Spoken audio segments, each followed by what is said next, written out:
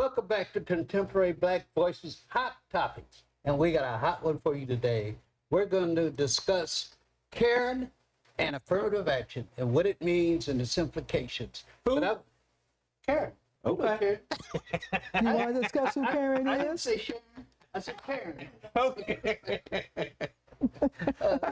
So I would turn to Dr. Chadwell. You want to tell our viewers who don't know, and maybe even do know, but just to refresh your minds, what's happening and what is Karen?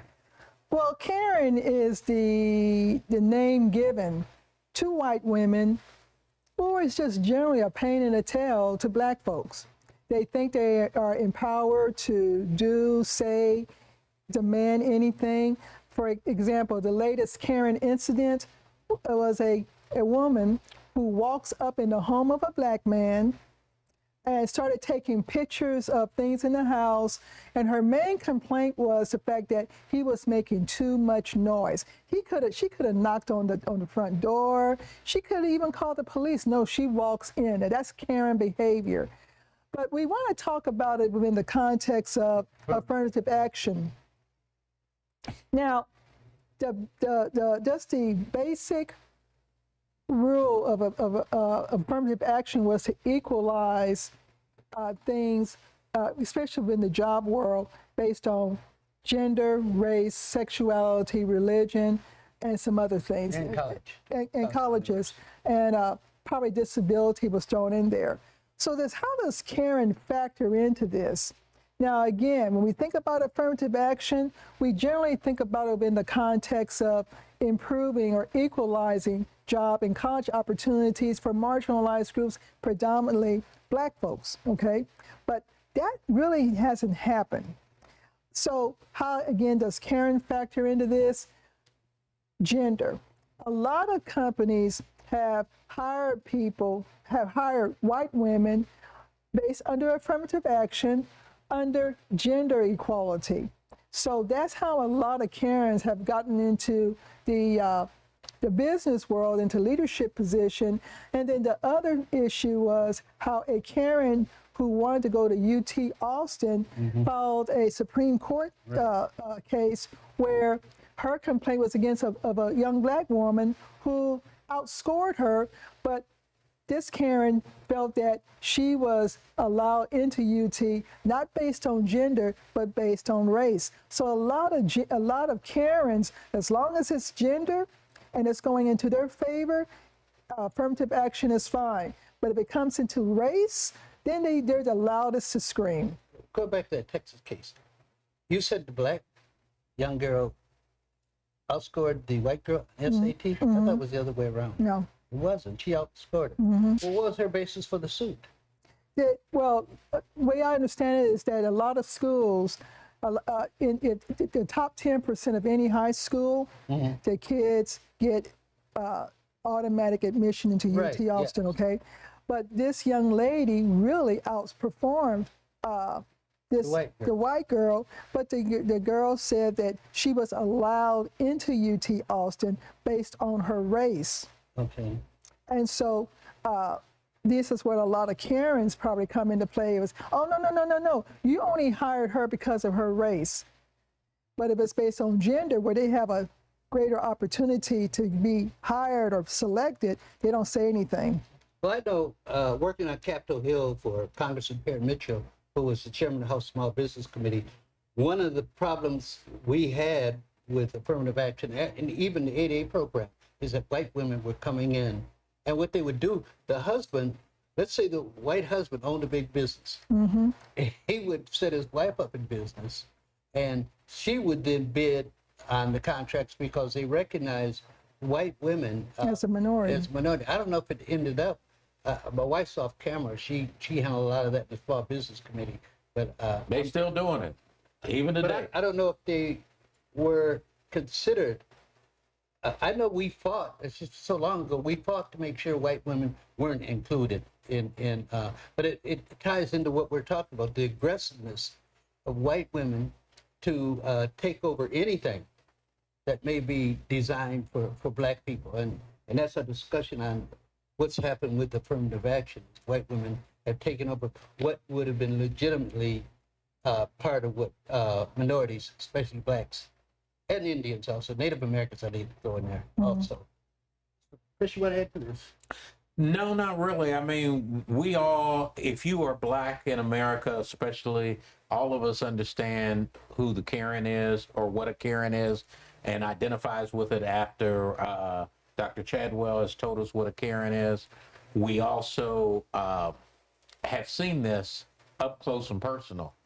Whether we've seen it in the job, I can remember I had a situation where I was in a working for a large corporation, and I had a banana, and a white lady goes in and tells the people I was kind of pulling this around as a phallic symbol. Okay. Serious. And so they wanted to fire me. But this was, I mean, the name Karen hadn't been around at the time. But my point is that this has always been around and has always been a factor.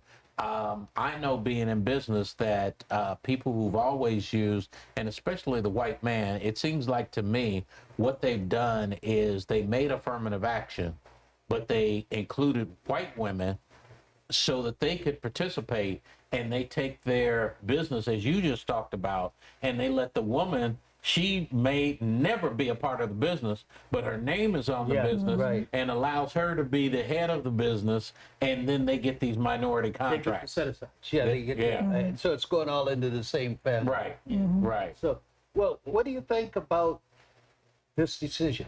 Let's talk about the decision for a second. We know, and next week I'll have to retract it if they don't do tomorrow what we think they're going to do, or Monday what we think they're going to do, and that is to make affirmative action unconstitutional.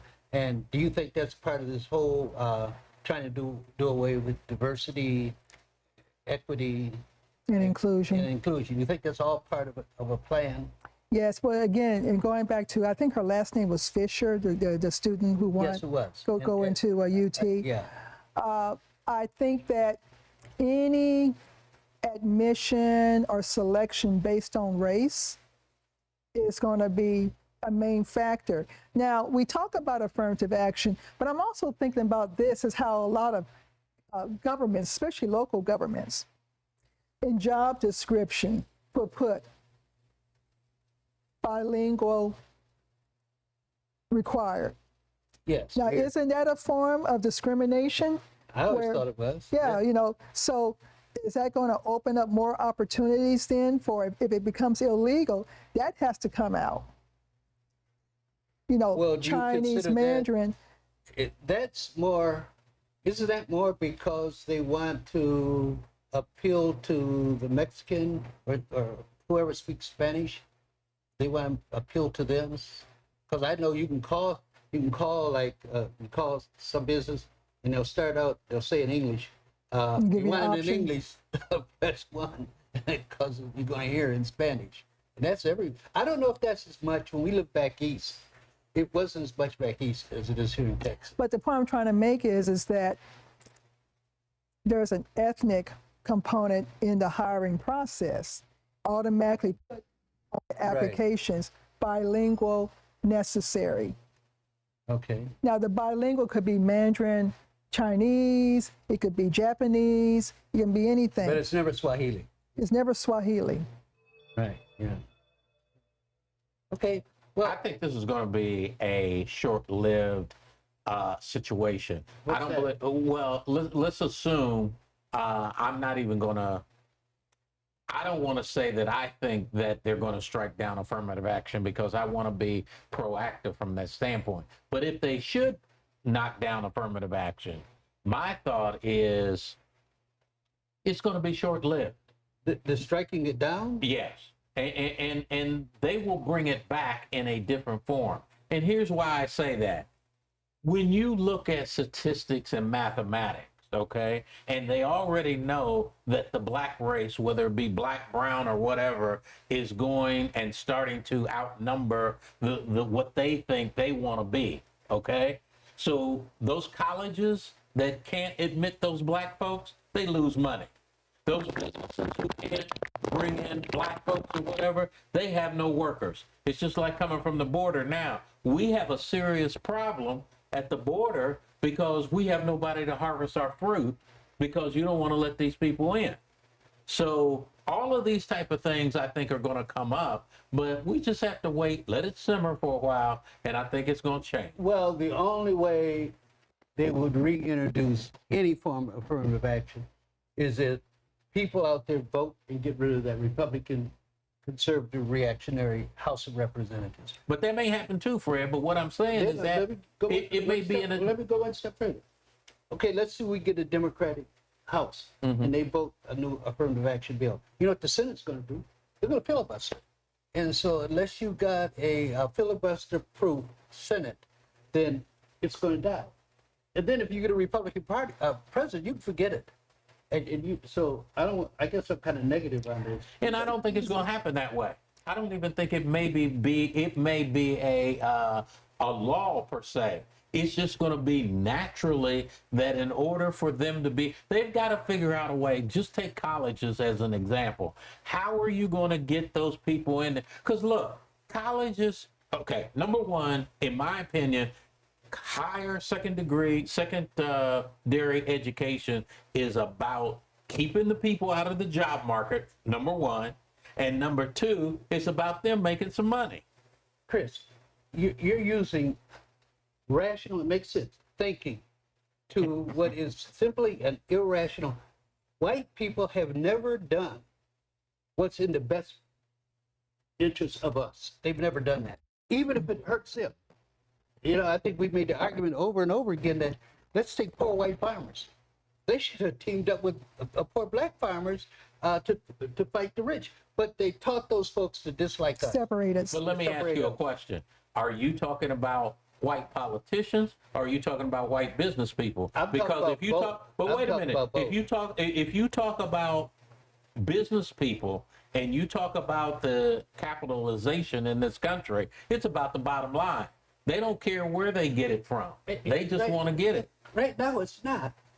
It's about a right-wing political. Right-wing part of the Republican Party led by Trump that's dictating public policy today. And I don't think they give a damn if, look, they almost brought us to a shutdown. Yeah, they didn't care. Right. They didn't care. Right. They don't care about that. Well, Our country's being run now by emotionalism. Well, this is what I'm thinking. I know this affirmative action case is with the Supreme Court. It's a two-parter for private schools, public schools. This is what I really think. I think that, I'm predicting, based on what I've seen lately, Kavanaugh's behavior, he has been voting opposite of what he was placed there for on a couple of cases, especially the immigration law that just got turned down by the Supreme Court. Not turned down, but was not accepted by the Supreme Court, whatever the word is. So I'm thinking that Kavanaugh is one to watch.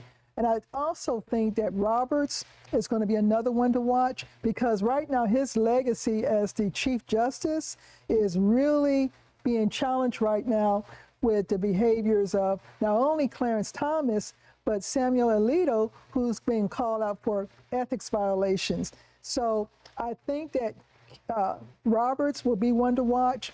He may go ahead and say, I'm on side with the liberal justices, and I think Kavanaugh will be another one to watch. Do you know how pathetic that is that you have to say that? Well, I said it. For a different reason. I'm saying that because who should really be the person that should be siding with the liberals? Who of all those conservatives? Well, you know, let's go ahead and talk about him real quick, okay? Clarence Thomas has benefited from affirmative action. And his wife has also benefited. Now, the thing about his wife, what's her Karen? No, that ain't her name. Now, the thing about, I can't think of her name, but we'll just call her Karen Thomas. But anyway, she's against women's rights. You know, she's against women's rights. And then, again, Clarence Thomas, this is a Negro please moment. He has benefited from a what moment? A Negro please. Negro please moment, where he has benefited from affirmative action all the way. So it's sad. You're right. It is sad that he's not doing everything to protect. In fact, he took Thurgood Marshall's place, Oh, and he's been it hurts. acting a fool. That's Booker T. Washington took Frederick Douglass' place, and they said a lamb replacing a lion, and so that's the same with Thomas taking Thurgood Marshall's. A hyena. He replaced a lion with a lamb. This guy is pathetic. So, any closing comments on this from the back? No, I hope they don't strike it down, but I imagine they probably will. Okay, Sharon. I said what I said, and I said it. Okay. Boy, thank you for tuning in to Contemporary Black Voices. We had a great show. And again, I want to thank Dr. Lulu. We have to get her back because she has so much important information for us Black folks who really need to know more about the homeland. In the meantime, this Contemporary Black Voices, the writer Fred saying, telling our story, our way. Amen.